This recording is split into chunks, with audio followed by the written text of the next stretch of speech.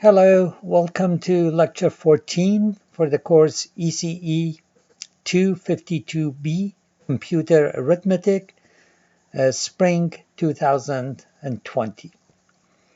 This lecture deals with Chapter 16, which is the last of the 4 chapters on the division operation. It's entitled Division by Convergence. In this chapter, I'll show you how, by using multiplication as the basic operation in each step, the number of iterations can be reduced compared with k that are needed when we do division by repeated additions, or k over 2 when you do radix 4, and so on.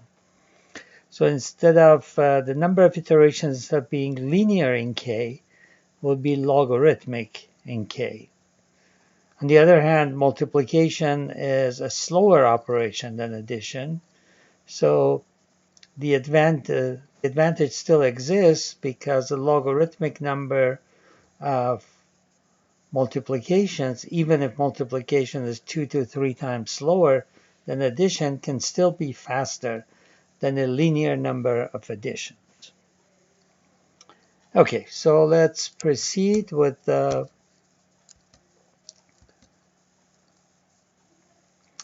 Now, this division, actually, we will cover 2 algorithms in this chapter. They're related to each other. Both are instances of what we call convergence methods. So what is a convergence method? A convergence method is a method that basically computes something by refining an approximation to it in each step, and therefore over time converging to the exact value, getting as close as feasible to the exact value. Now actually, technically speaking, sequential or digit at a time division is also a convergence, a type of convergence method. The way to view it as a convergence method is as follows. As we determine each successive digit of the quotient, we get closer and closer to the actual quotient. So let's say the actual quotient is this red line here, which is, let's say, 0.101101. When we determine that the first quotient digit is 1, this one, we get 1/2 up to that point. So 1/2 can be said to be an approximation to this exact quotient. The next digit is 0. So by choosing 0, we don't make any progress towards the exact value. Then the next 2 digits are 1s, so 1, 1. So they take us closer to the exact value. Then 0, and then 1. Okay, we may not get to the exact value because there may be, this may not be the exact quotient. There may be other non-zero digits following it. So if we stop at this point, this is still an approximate quotient, but it's pretty close to the exact value. And as we develop more and more bits of the quotient, we get closer and closer. So you can view this as a convergence method. We converge to the quotient from below until we get as close as we can get with the number of digits that we are allowed to have. So in restoring division, convergence is from below. In non-restoring division, convergence is oscillating. So at some points we may exceed the quotient, and then we can recover and go back, and then we can oscillate around the quotient values, in each step getting closer and closer.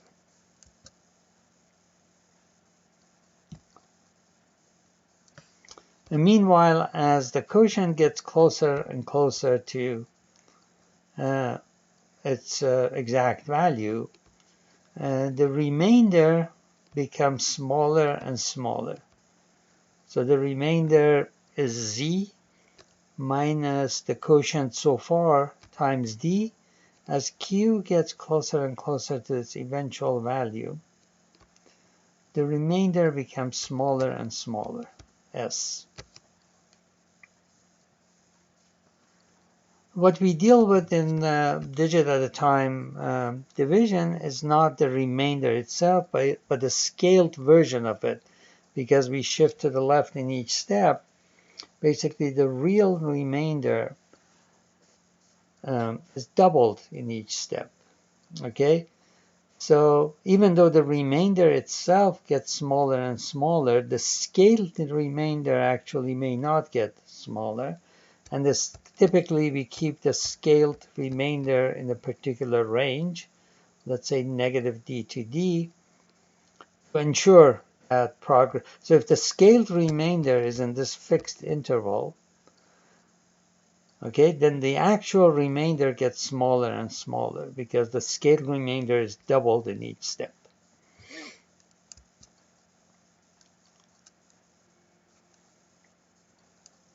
Okay, so this slide elaborates on the notion of scaled remainder that I just explained. So please read it and let me know if you have any questions about it.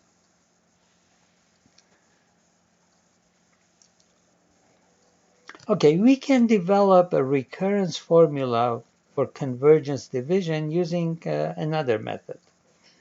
So this other method is a special case of a general convergence method characterized by two equations computing u and v. So u and v are two parameters, two variables that we are trying to compute.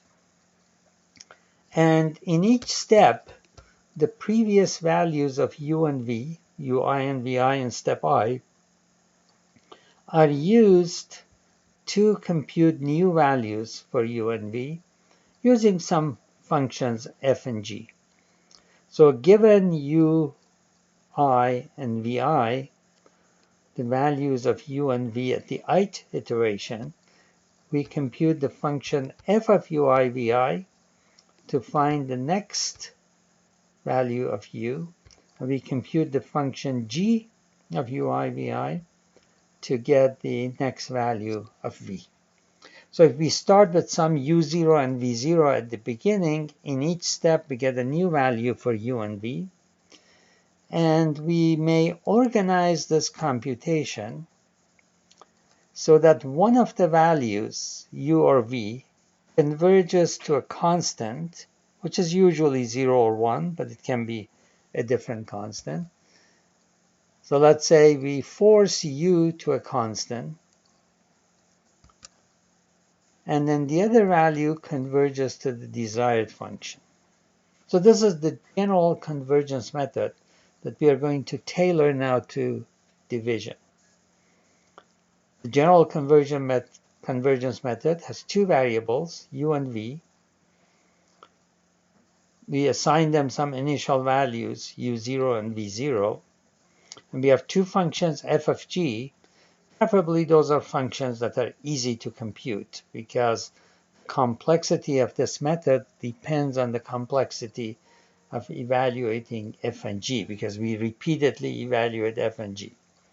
So the simpler the functions f and g, the faster this method.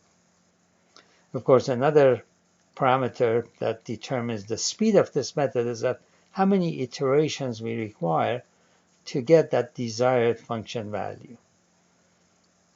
Do we need 3? Do we need 10? Do we need 100? That has a direct impact on the running time. So our hope is for f and g to be simple functions so that we can evaluate them quickly, and for the number of iterations to be relatively small so that the method is fast and efficient. There is also a 3-variable version of this general method. This time we have u, v, and w. It's the same idea.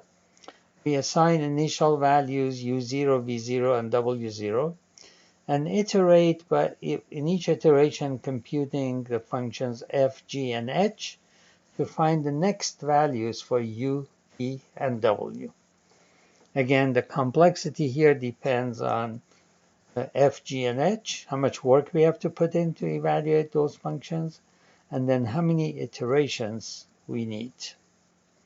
So over the course of the rest of ECE 252B, we are going to be exposed to examples of both of these.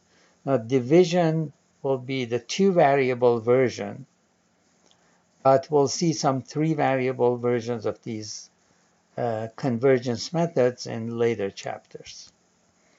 So again, u is forced to a constant, and then v and w can converge to two different desired functions that we are trying to compute. So a notable example of this is when we see later, to compute the sine and cosine functions. So computing the sine and cosine function has one of these methods in which we iterate and then we force u to go to a constant. V, let's say, goes to cosine of x, and w goes to sine of x. So we compute two function values at once using this convergence method. Okay, so the first example of such a convergence method is division by repeated multiplications. Okay, our motivation is stated on the slide. If it takes, let's say, 1 clock cycles for add and 3 clock cycles for multiply, a 64-bit divide takes 64 clocks in radix 2 or 32 in radix 4. Okay, so we need 64 or 32 clock cycles to do division based on repeated additions that we have seen before. So divide via multiplications will be faster if we need 10 or fewer multiplications. Because if each multiplication takes 3 clock cycles and we need 10 multiplications, that's 30 clock cycles, which is already a bit faster than radix 4 division. So that's the motivation. But we'll see that we can actually do better than 10 multiplications, and therefore this scheme will be advantageous. So here's the idea. If I want to compute Q, the quotient of dividing Z by D, and by the way, this method is often used for floating point division where we are not interested in remainder. We just want to compute the quotient. Okay, so if I want to compute Z divided by D, I multiply Z and D both by a sequence of numbers, x0, x1, xm minus 1, in such a way, and I choose these numbers, the sequence of numbers, such a way that the denominator converges to 1. If I can find that sequence of numbers x0, x1, xm minus 1 such that d times all of those numbers is very close to 1, converges to 1, then the numerator converges to q. So this is the simple idea on which this method is based. If I can find such a sequence of numbers so that when multiplied by d, the product approaches 1, then the product of z by the same numbers approaches q. That's what I'm trying to compute. So to turn this idea into a division algorithm, we face 3 questions. How to select the multipliers xi? Okay, what is the process of choosing them? How many iterations or pairs of multiplications do I need? So for each of these factors, let's say x0, I have a multiplication at the numerator. I have a multiplication at the denominator. And then for this one multiplication. So each of these factors implies 2 multiplications. And therefore, I'm interested to know how many of these pairs I need. So if I'm aiming for 10 multiplications, they should be 5 of these, okay? Because each of these factors implies 2 multiplication. And then how to implement this process in hardware. And this is basically what we see in the rest of this lecture. As I mentioned, remainder is often not needed because this method is used for floating point arithmetic. However, if in case it is needed, it's not a big deal. We can always compute the remainder by computing z minus, so once q has been determined, q times d, z minus q times d, so basically one additional multiplication. We're already using several multiplications there. One additional multiplication and an addition suffices to give us the remainder if we need it, okay? So we are not going to talk about the remainder from this point on.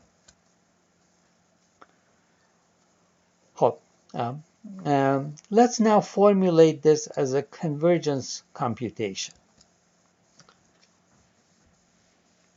Okay, so we start with d0 equal to d, and z0 is equal to z, and then d times x0, we choose x0.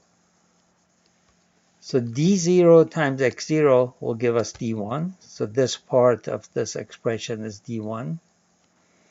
Then d1 times x1 is d2, and so on. Similarly for z. And this is z0. z0 times x0 is z1. z1 times x1 is z2, and so on. So these are the two convergence equations. Notice that the functions f and g are just a single multiplication. So this is f of dixi, which is just multiplying the two. And this is g of zixi.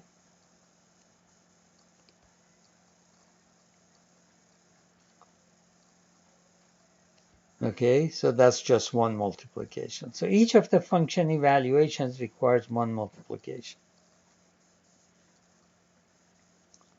Okay, so that's basically formulating the process as a convergence computation, starting with d0 and z0, which are d and z, the given parameters of the division we are trying to perform. We compute from d0, z0, d1 and z1, then d2 and z2, until at some point dm, after m steps, dm converges to 1, and therefore zm will be our approximate q. Okay, as I mentioned before, we need to now figure out how to select the multipliers xi. And the answer to that is very simple. Each xi is 2 minus di. I'll show you why that's a good choice. So once I have di, this xi is simply 2 minus di.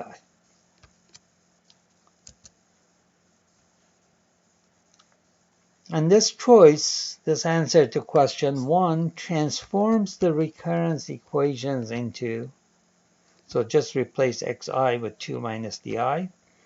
So di plus 1 is di times 2 minus di, and zi plus 1 is zi times 2 minus di. So remember, the two parameters in our convergence computation are d and z. So this should be f of di and zi. This should be g of di and zi. It turns out that f of di and zi does not depend on zi. So that's okay. A two-variable function may not depend on both variables. Does not have to depend on both variables. So this f is basically just a function of di, and this g is a function of both zi and di, both of the variables we are dealing with.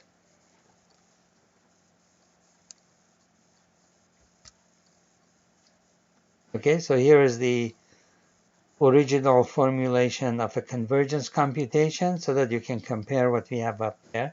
So the function f involves, computing f involves doing this subtraction and doing this multiplication. And computing the function g involves, well, the subtraction was already done, so just multiply these two. So the total complexity of computing f and g is 1 subtraction and 2 multiplications. And this subtraction is, in fact, is 2's complementation. If di is a fractional operand, 2 minus di is 2's complement. So it's not, it can be implemented with less hardware than a full-blown subtraction. Okay, the next item of business is determining the rate or speed of convergence. So here are the two convergence equations shown again on this slide. How quickly does di converge to 1? We can relate the error. So basically, how close d is to 1, we call it the error. Okay.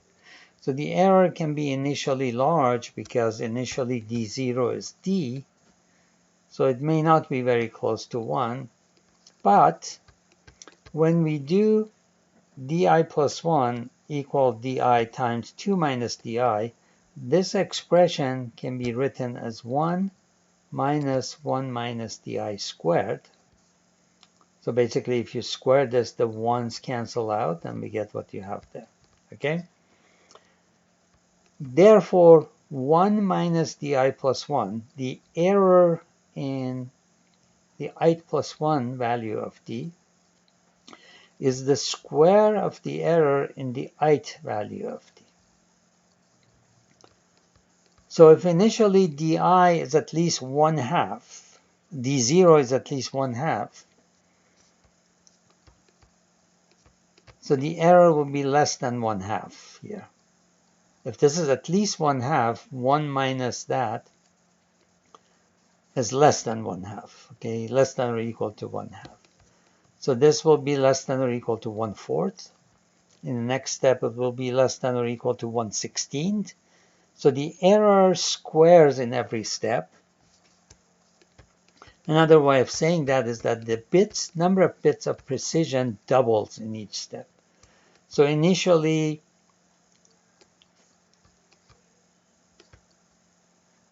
di has just 1 after the radix point. So I have 0.1, which is because it's at least 1/2. Then in the next step, it will be 0.11 at least, 2 1s, then 0.1111, 4 1s, and so on. So it quickly, in a logarithmic number of steps, d converges to 1. So if 1 minus di is less than or equal to epsilon at some arbitrary step, 1 minus di plus 1, the next value, will be less than or equal to epsilon squared because the error doubles. The error is squared. And this is known as quadratic convergence. Such a scheme is known as having quadratic convergence, as opposed to linear convergence, which was the case when you select bits of the quotient one at a time. So when you have linear convergence, you have a linear number of steps. When you have quadratic convergence, you have a logarithmic number of steps. So in general, for m steps, we need 2m minus 1 multiplications and m 2's complementations. So this is the 2's complementation. Each iteration requires 2 multiplications. But at the very last step, I don't need to compute dm because I'm not going to use it anywhere. For up to dm minus 1, I need to compute it because I keep using it in successive steps. Okay, so I have to compute this value because I use it to multiply by that. And I have to compute this value because I use it to multiply by that. But this last value, the final value, I don't need to compute because there's no next step where this value is to be used. Okay, so the complexity of this method is 2m minus 1 multiplications and m 2 complementations, where m is log of k in base 2. So for example, if you're doing 64-bit multiplications, log of 64 in base 2 is 6. So this would require 11 multiplications. Okay, but we can do better. This is just a starting point. We are going to optimize the method further so that we need fewer than 11 multiplications. But we are already, doing well. 11 multiplications, let's say 3 cycles, 3 clocks per multiplication, that's 33, which is competitive. So this is the meaning of quadratic convergence.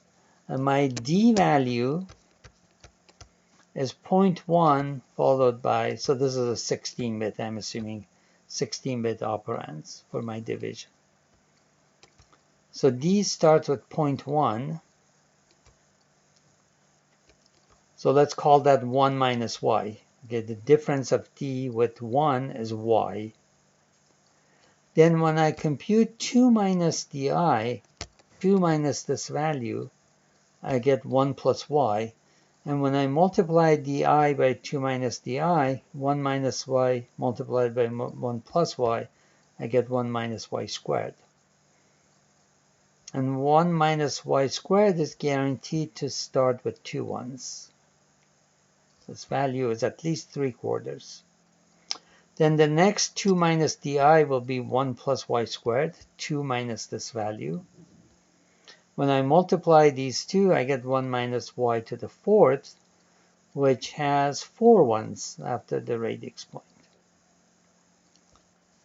The next step, I get 1 minus y to the 8th, which has 8 ones. And then in the last step, I get 1 minus y16, which has 16 ones.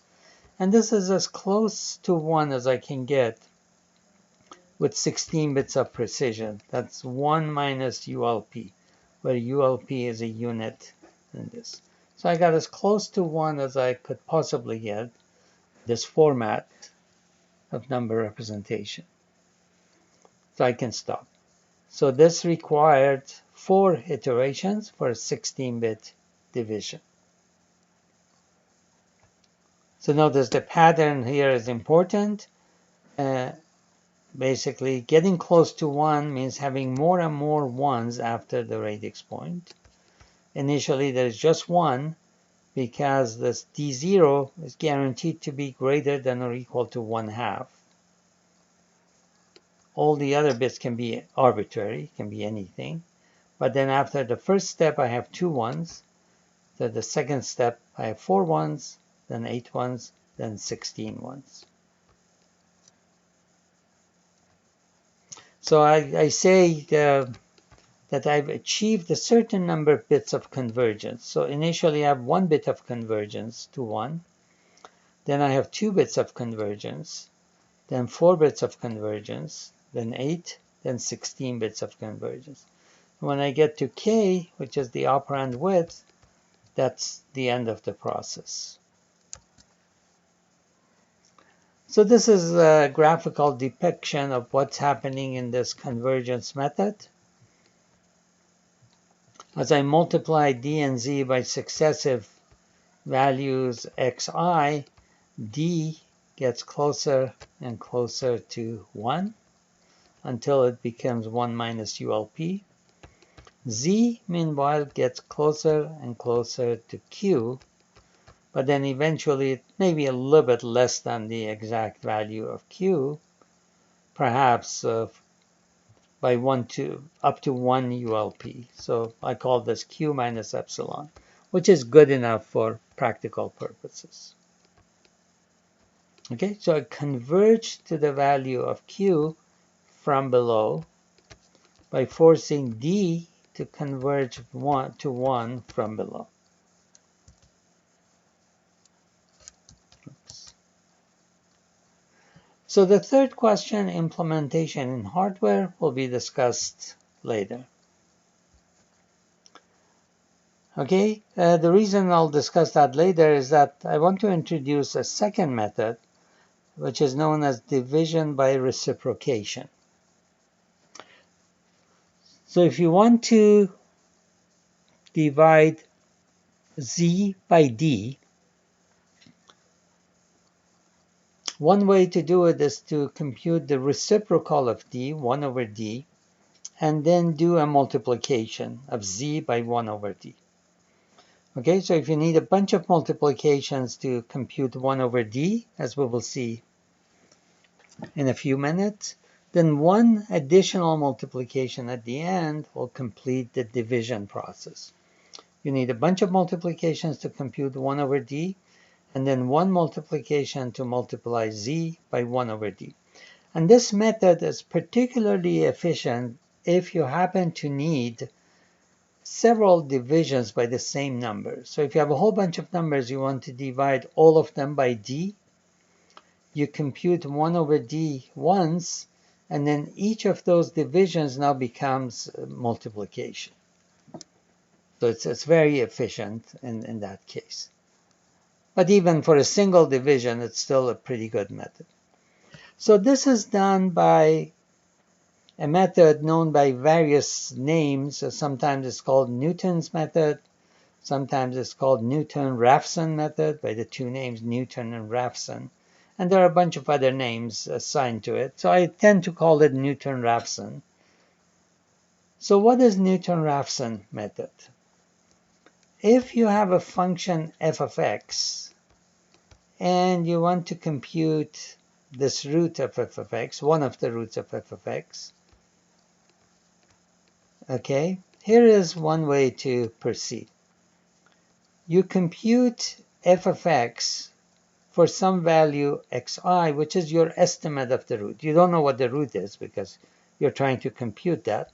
But suppose you somehow know that it's in this vicinity, therefore you estimate it to be this xi. Once you have that estimate, you draw a tangent to the curve of f of x at that point xi, and find the intersection of that tangent with the x-axis. That xi plus 1 will be a better estimate, a closer estimate to the root. Then continue. Draw a tangent to the curve at that point and find the intersection of that line with the x-axis. That's your next estimate. Then draw a tangent here, so you get closer and closer to the root with these iterations. So the idea is to find the root. Suppose there's a unique root that you're trying to find. The root of this function f of x, estimate the root value. Okay, how you do that estimate, we'll talk a little bit. We'll talk about it later. But suppose you have some way of getting some reasonably close estimate to the root. Then do this process. Draw a tangent to the curve of f of x at the point xi. Find xi plus 1. Draw a tangent at xi plus 1. Find xi plus 2. Draw a tangent at xi plus 2. Find xi plus 3. And eventually you see in this particular, for this particular function, you converge to the root. Of course, convergence is not guaranteed for all functions, but it works for most functions of interest. So I call this the Newton-Raphson method. And it's justified rather easily if you take this angle to be alpha I, so at your first estimate, you draw the tangent. Let's say this angle is alpha I. So estimate xi, angle alpha I. Tangent of this angle is the ratio of this length, f of xi, divided by xi minus xi plus 1. F of xi divided by xi minus xi plus 1. And that's basically the derivative. The slope of this curve, or the tangent of this angle, is the derivative of the function. Okay, so from this equation, we can rearrange the terms and find this iterative formula. I'm computing xi plus 1, which is xi minus f of xi divided by f prime of x. It's just rearrangement of the terms. Therefore, this says once you have an estimate, the next estimate can be found by evaluating the function at xi and evaluating the function's derivative at xi, doing this division. Okay? Of course, we hope that this really does not require an actual division because we are trying to implement division. So we'll see what happens there.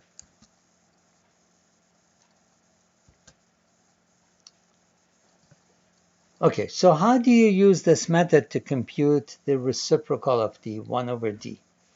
Well, I basically find a function whose root is 1 over d.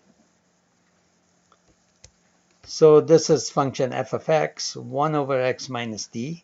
If you equate this with 0, the root of this function is x equal 1 over d. So I find a function whose root is 1 over d, and then try to find the root of that function. Now the derivative of that function is negative 1 over x squared, derivative. And then substitute in the equation here, the Newton-Raphson iteration equation, and you get this one. So xi plus 1 is xi times 2 minus xi times d. Notice that there's no division involved here. There are two multiplications in each iteration, and this 2's complementation. So in each iteration, once you have xi, you do this multiplication, one multiplication, then 2's complementation or subtraction, then a second multiplication. So one iteration requires two multiplications and one 2's complementation. Error analysis. Let's say I'm trying to compute 1 over d, okay, by starting with an approximation and then refining that approximation repeatedly. So let's say the difference between xi plus 1 and 1 over d is the error at that step. And that can be proven. I leave it up to you to read. The error in the I plus 1 step is the square of the error in the ith step times d because of this equation. Okay. Now d is less than 1. Therefore, the error is no greater than the square of the error in the previous step. Okay, so this too has quadratic convergence. So how do you choose the initial approximation to 1 over d?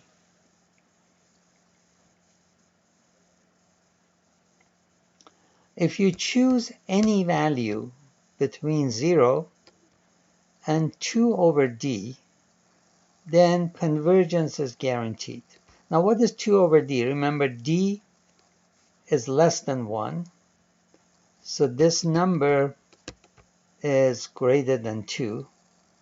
So any value between 0 and 2 is good enough to converge. Okay, of course we want convergence to be fast, so we are motivated to develop better approximation, not just any approximation that leads to convergence.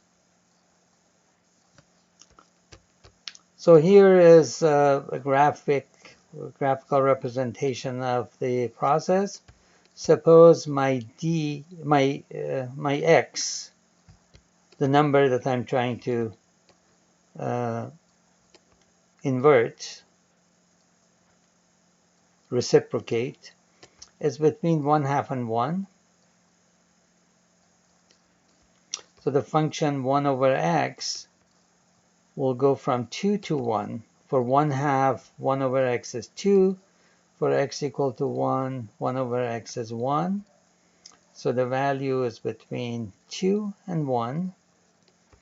So a very simple approximation would be to just take 1.5, midway in that range, and use that approximation. So for d in 1/2 and 1, the simple approximation would be just to use 1.5, 1.5, and the maximum error will be 0.5, because if the number happens to be here, the true reciprocal is 2. When I choose 1.5, my error is 0.5. If the number happens to be towards the higher end, the reciprocal is 1. When I choose 1.5, the error is 0.5. So the max error is 0.5. And therefore, after the first iteration, so that's 2 to the minus 1, will be 2 to the minus 2, then 2 to the minus 4. So I will have quick convergence. Here is a better approximation. 4 times square root of 3 minus 1 minus 2d. Notice that this approximation required no computation. It's just a constant. But this approximation does need a computation. But that computation is just a simple subtract and shift. Now this term 4 times square root of 3 minus 1 is a constant. Let's say with the 4 digits of precision is 2.9282. I can pre-compute that constant and save it. And then the computation for this approximation involves a left shift of d and a subtraction. And the maximum error in this case, instead of being 0.5, is 0.1. So it's a lot of improvement. Now, because the maximum error is 0.1, 1 in 10, after the first iteration, it will be 1 in 100, the square of that, then 1 in 10,000. So it's very quick convergence. With this small investment of initial investment of getting a better approximation.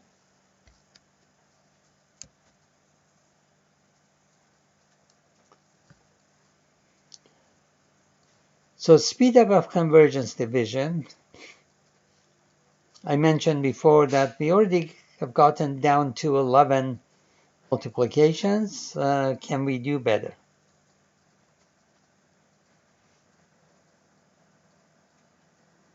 There are 3 types of speed up methods that we can look at.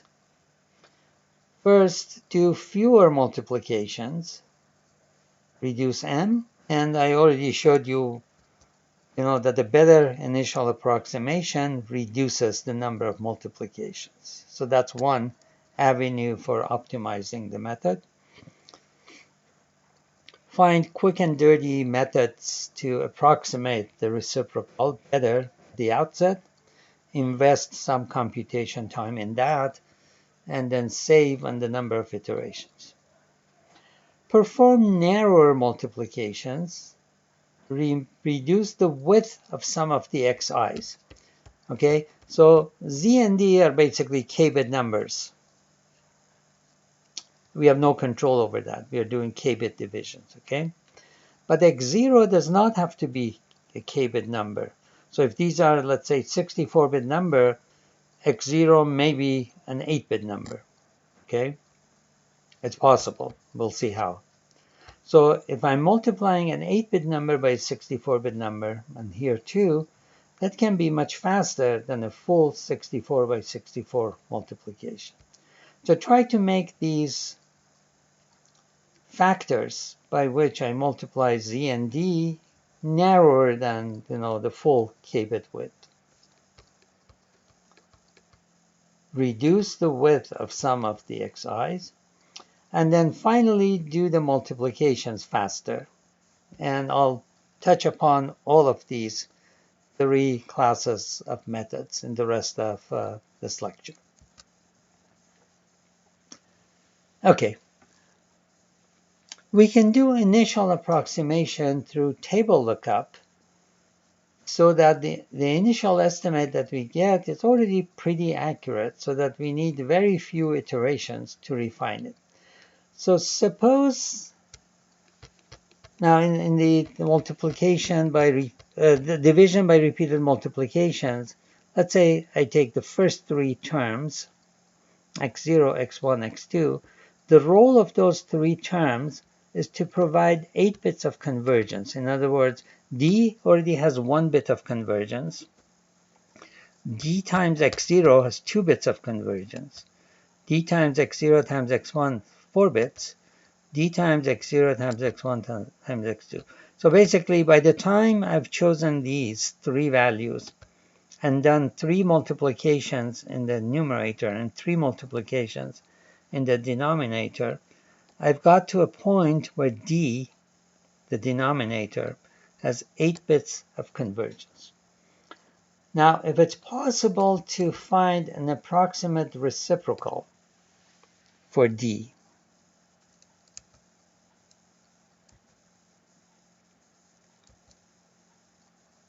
so that that approximate reciprocal does the job of all 3 of these factors, I call it x0 plus, basically the first factor enhanced, so that I read that directly from a table, so that when I multiply that number that I looked up from a table based on leading bits of d, when I multiply these two, I'm guaranteed to have 8 bits of convergence.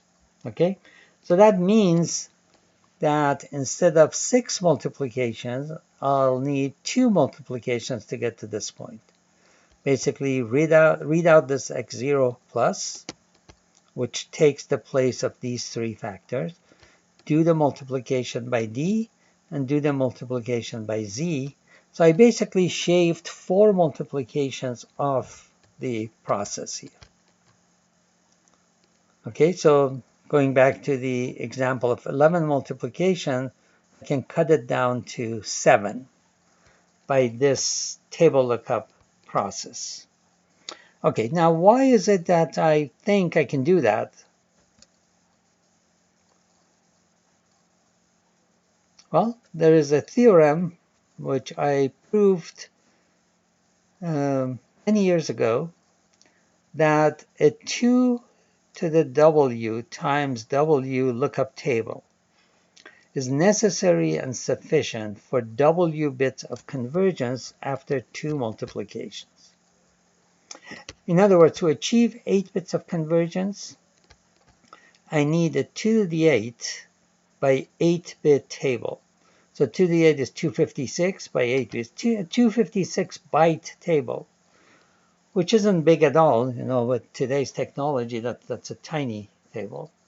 So a 256 byte table is sufficient, is necessary and sufficient to achieve this. So I go to that table.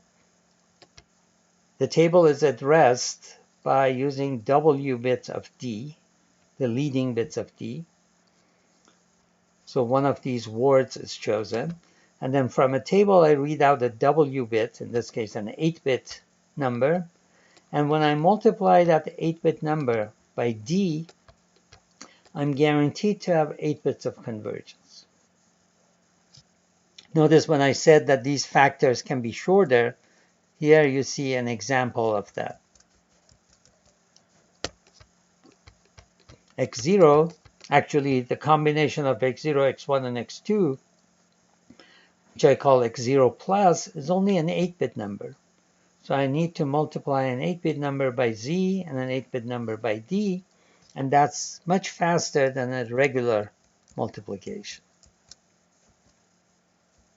So not only I reduced the number of multiplications, let's say from 11 to 7, the first pair of these multiplications, at least, are pretty short, 8 bits by k bits. Okay, so let me illustrate this. I haven't proven this yet to you, so let's take this, let's accept this. I'll show you the outline of a proof. The proof is pretty involved in a later slide, but for now, let me try to convince you that this works with a 4-bit lookup, a smaller lookup. So D, let's say, starts with 1011. Remember that D I'm assuming to be in the range 1/2 to 1. So the leading bit is actually always 0. I don't need to worry about that. So the next 4 bits are 1011. And then the rest of the bits are unknown to me. What this means is that D is in the range 11/16. So this number is 11/16. If all these x's are zeros, then this number will be 11/16. If all these x's that I've not shown there are ones, then the number is almost equal to 12/16, because all these ones here are roughly equivalent to 1 bit here. Not quite equivalent, but almost. So that's why I put the less than symbol there. So my D value, if I just look at these 4 bits, I know that it is between 11/16 and 12/16. I find the inverses of the two extremes, 16, because so there's some ambiguity what D is, but I know it's in that range. The inverse of 11/16 is 16/11, approximately this number. The inverse of 16/12 is approximately this number. So if I take a number between these two, maybe the midpoint, if the midpoint exists, so 1.0110, 1.0110 is less than this, and it's greater than this, okay? So the lower end of the interval has a larger inverse. The upper end of the interval has a smaller inverse.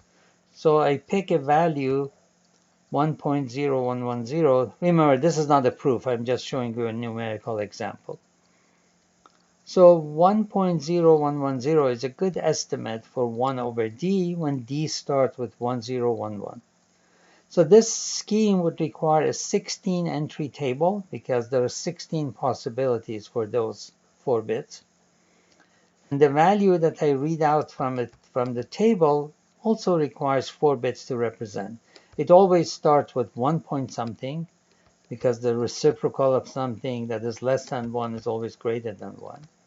So these 4 bits are read out from the table. Okay? Then, if I multiply this chosen value from the table by the lower end of my interval, I get this. Notice that I have 4 bits of convergence. If I multiply it by the higher end of the interval, I get this.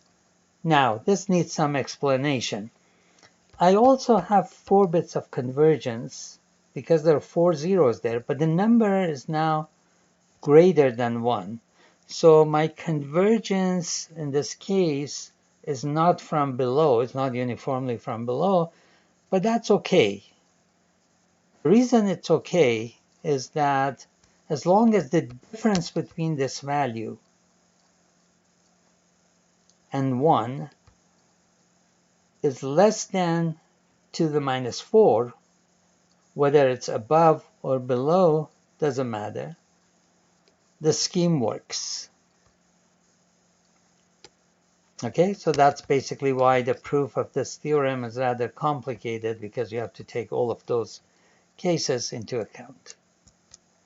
So basically, this is what happens. When I look up a table, I skip the first few multiplications by just going to either this point, that's when the convergence is from below, or to that point, that's when the convergence is from above. This vertical difference is less than 2 to the minus 4 in the example, in either case. Okay? Now, when this happens, if this value is 1 minus y, the next value that I choose will be 1 plus y. So I get 1 minus y squared for the next value.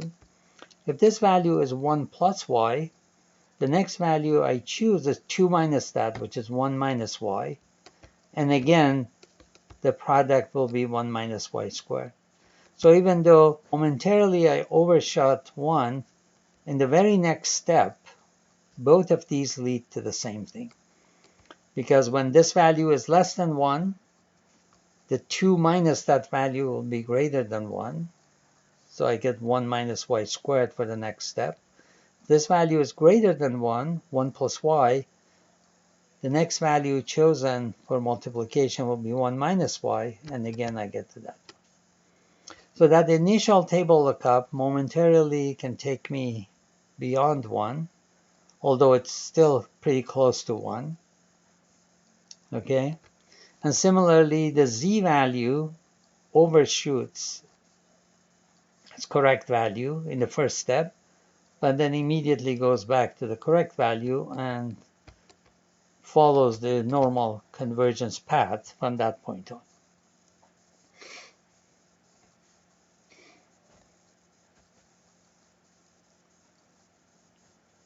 And then, of course, the convergence does not have to be from below, even after the first step.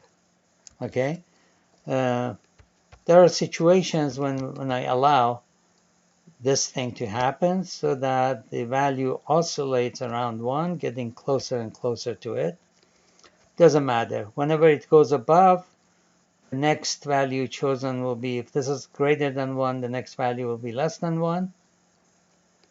Again, if it goes above, it will be less than 1. So it's guaranteed to get closer and closer to 1. And similarly, z can oscillate until it converges to q. And this basically allows me to truncate the subsequent multiplicative terms. And I'm not going to explain this slide. So basically, what I have here is that if I've already converged to this point, so that I'm pretty close to 1, okay, then I compute 2 minus this value as the next term to be multiplied by, and that will take me here. However, so I need 2 minus this value with full precision, it will take me here. If I take it with less precision, truncate it so that I have a shorter multiplication, it can be proven that I can overshoot 1.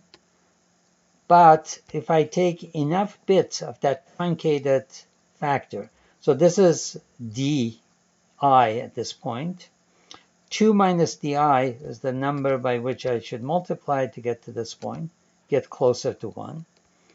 But if I take 2 minus di truncated to a certain number of bits, I can go up there. Okay, because when I truncate this, it becomes smaller. Therefore, 2 minus that value becomes larger. Okay, so when I multiply that, the product can be larger than the exact value.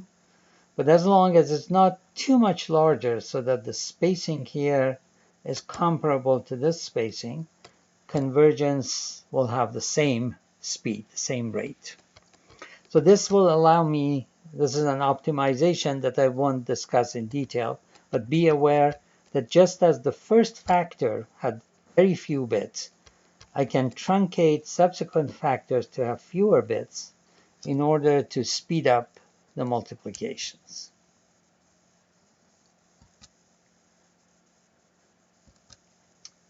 Okay, now to the interesting part of hardware implementation. So the algorithm we understand at this point.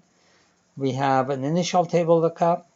We have a bunch of multiplications that come in pairs, except the last step where there's just one multiplication. And then we can have, with proper table lookup, we can have something like 7 multiplications. And some of those multiplications will be shorter than k bits. So it's not even, the time needed is not even that of 7 multiplication. It's less than that, okay? So this is a pretty good scheme already.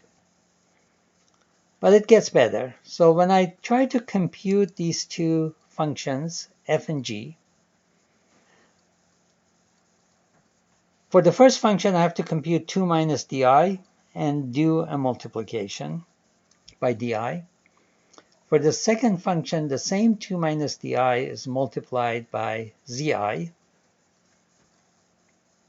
And then once I find di plus 1, I proceed to the next step. From di plus 1, I compute di plus 2, and so on. Now, these two multiplications can be pipelined so that not only you're not paying the full cost of two multiplications in time, but even in terms of hardware, you're basically sharing the multiplier between the two multiplications. Here's why. So you compute xi, which is 2 minus di. Okay, you multiply that by di. So here is that multiplication. It has moved. So I'm assuming a two-stage pipeline multiplier. So the multiplication di times xi starts. It moves to the second stage of the pipeline multiplier. Then I start xi by zi. So both multiplications are using the same hardware. One of them goes one clock cycle earlier. And by the time this product emerges from here, I do its 2's complement to find 2 minus di plus 1 and multiplied by di plus 1. So di plus 1 is already computed. It's multiplied by 2 minus di plus 1. And then eventually this value will emerge from here and will go and will be multiplied by the same number. Okay, so the two multiplications follow each other in this pipeline, so that I really need just one multiplier that has two stages in this pipeline. And furthermore, the time needed for the two multiplications overlaps. So basically the time, the latency of this di times xi is this much. Then di plus 1 times xi plus 1. Then di plus 2. So here I've unrolled the hardware in time. These are not different multipliers. They're the same multiplier in different instances of time. Okay, so the two multiplications fully overlap. And therefore, when I said I need 7 multiplications, I really need only 4. 7 is 3 pairs plus the last one. So I need really the time, the latency for 4 multiplications.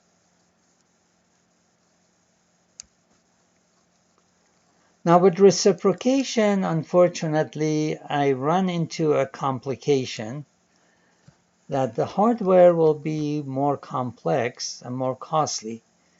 Because even though here too I have 2 multiplications and the 2's complementation, so each iteration has the same complexity in terms of the computations performed. I have this multiplication, then 2's complementation. This second multiplication is data dependent on the first one, whereas in the previous scheme, the 2 multiplications are independent. Okay, once I know 2 minus di, the two multiplication can be executed in parallel or in pipeline mode because they don't depend on each other. Whereas here, I have to finish this first multiplication and do this 2's complementation before I can execute the second multiplication. So no hardware sharing or pipelining is possible here. So division with repeated multiplications is preferable in terms of hardware complexity. Okay, we can still speed things up further by using a bigger initial table, better approximation. And there are various ways that we will study later using different types of table lookups to make this table lookup process more efficient in terms of the amount of hardware. So I mentioned that if you look up 8 bits, that needs a 256 by 8 bit table or 256 byte table. But if you try to look up 16 bits, okay, so a much better approximation by looking at 16 bits of the value D, and then read out the 16-bit number from the table. So that's 2 to the 16, that's 64K, times 2 byte entry, 128K. So the table will be much larger. But there are various optimization methods for table lookup that basically allow me to use substantially smaller table.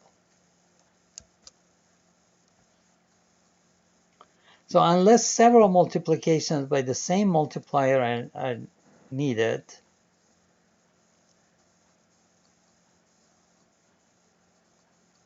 I should have said here several divisions by the same divisor are needed. Division by repeated multiplications is more efficient.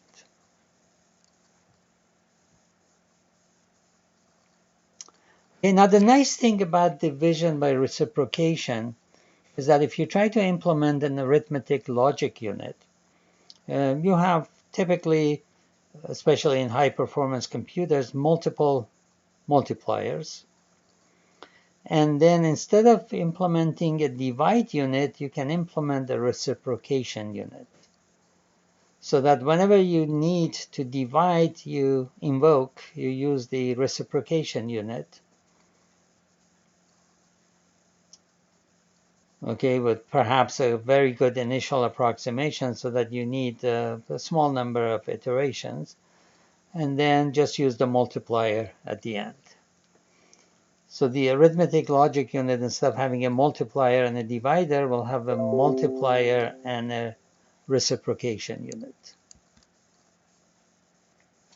Okay, so here is basically a little bit about that table size and accuracy. Again, this is not a full proof, but it's sort of, it gives you some ideas to appreciate why the method works. So suppose I want to achieve 8 bits of convergence, and my D always starts with 0.1 because it's at least 1/2. And these are the 8 bits of D that I use to look up the table. And then from a table, I read out this factor x0 plus. Because this is less than 1, this will always be greater than 1. So I don't store this 1 in the table. I store just these 8 bits. Okay, so I'm trying to implement the table so that I use an 8-bit address into the table. And then I read out an 8-bit value. So for example, if the address is 55, so this 8-bit number, basically, I convert it to an integer. That can be any number from 0 to 255. And 2 of those cases are shown here. So basically, I'm trying to implement a 256 entry table. And for each of those entries, I have to compute what should be put in the table. Okay, so I'm doing it for two examples, actually one example, and this one you can do as practice. So let's say these bits collectively represent 55, which is this number. Okay, 32 plus 16, that's 48, plus 7, 55. I'm trying to figure out what number to put in the table at that address. Okay, so let me try to figure that out. Of course, I can automate this process of choosing that number. I can write a program and figure out what those numbers are. But here I'm doing it manually to develop an understanding of the process. Okay, so this number D, which starts with 1 and then continues with those bits,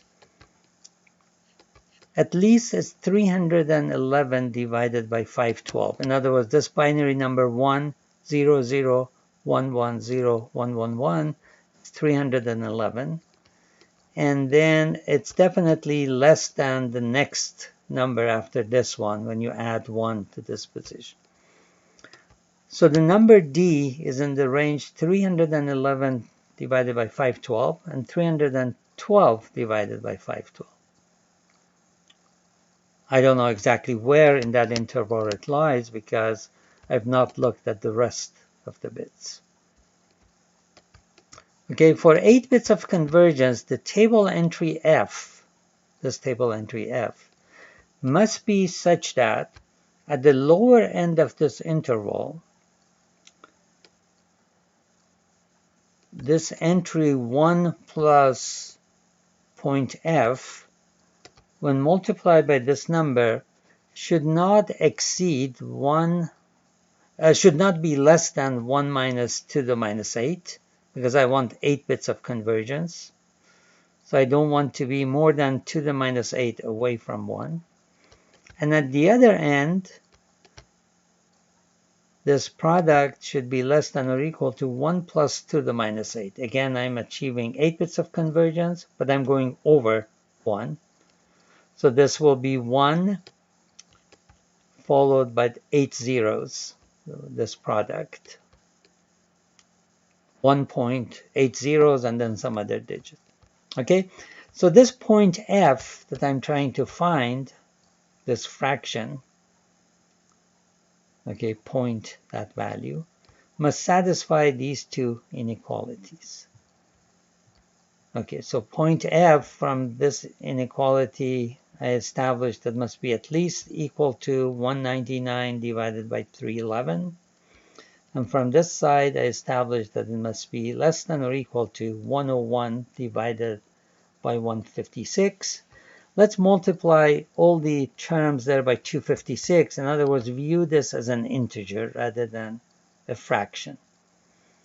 So 256 times point F, meaning that this F value viewed as an integer, must be between this number times 256, which is 163.81, and this number times 256, which is 165.74. And of course, F is an integer. So I'm looking for an integer between these two numbers. And in fact, I have two choices here. 164 is one option that is within the allowed range. And 165 is an option. And 165 is a better choice because it's closer to the midpoint between these two. See, 164 is pretty close to this side. The closer the value I choose to the middle of this range, the less the errors. Although the worst case error is guaranteed to be acceptable, but it's still a good idea to minimize the error, not just the worst case error. So 165 is a better choice, and sure enough, that's 165. Okay, that's 128 plus 32, which is 160, 164, 165. Okay, so now that theorem that I mentioned basically proves that no matter what, this range that I get here always contains an integer.